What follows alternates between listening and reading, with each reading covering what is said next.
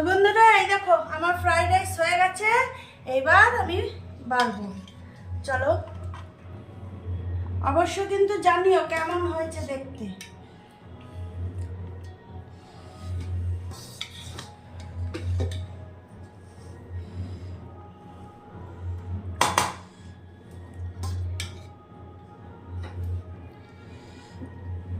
এবার মাংসটা দিয়ে দিই ছেলেকে।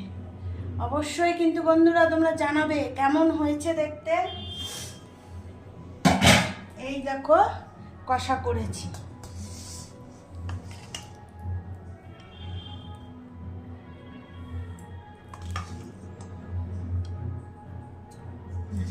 এই হলো আমার ছেলে, এখন খেয়ে চলে যাবে।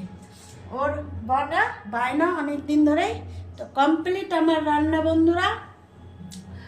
অবশ্যই জানিও কিন্তু কেমন হয়েছে।